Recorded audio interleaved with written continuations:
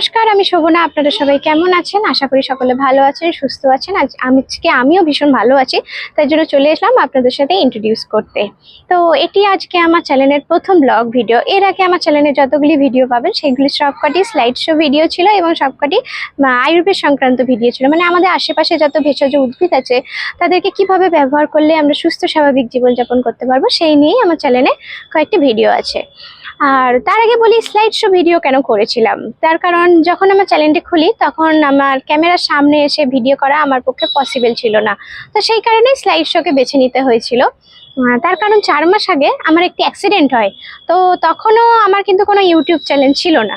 তো অ্যাক্সিডেন্টে যখন আমি ঘরে বসে বসে একদমই সময় কাটছে না, তো তখন ভাবি একটা ইউটিউব চ্যানেল খুললে কেমন হয়। তো চ্যানেল তো খুললাম, কিন্তু ভিডিও কি দেবো। এই অ্যাক্সিডেন্টে আমার সামনে 3টে দাঁত ভেঙে গেছিলো, তো কথা বলার সময় খুবই খারাপ দেখতে লাগতো। মানে নিজেরও খুব খারাপ লাগতো যে আমাকে এতটা খারাপ দেখতে লাগছে। তো ক্যামেরার সামনে এসে কথা বলা তো তখন পসিবল ছিল না, কিন্তু চ্যানেলটা খুলে ফেলেছি, ভিডিও তো দিতে হবে। তো সেই কারণেই আয়ুর্বেদ থেকে বেছে নিয়েছিলাম স্লাইড শোতে আয়ুর্বেদ ভিডিও দেওয়ার জন্য। তো সেখানে আপনারা যারা আমার চ্যানেলে আগের ভিডিও দেখেছেন তারা তো জানেন আমি কি আয়ুর্বেদ সংক্রান্ত ভিডিওতে আমি কি কি টিপস দিয়েছি। আর ভবিষ্যতে যদি হয় ডেইলি ব্লগের সাথে সাথে আপনাদেরকে কিছু আয়ুর্বেদ টিপসও দেবো, যাতে আপনারা সুস্থ থাকতে পারেন। আসলে আমাদের চারপাশে এমন অনেক ভেষজ আছে যেগুলোকে ব্যবহার করলে কিন্তু আমরা অনেক রকম রোগ জীবাণুর হাত থেকে মুক্তি পেয়ে থাকতে পারি। তো সামনে 2টো দাঁত ঠিক আপাতত হয়েছে, আর একটা দাঁতে ইমপ্ল্যান্ট হবে। তো সেটাই অপারেশন হয়েছে। অপারেশন হওয়ার কারণে 10 থেকে 15 দিন আমাকে একদমই কথা বলতে বারণ করা হয়েছিল।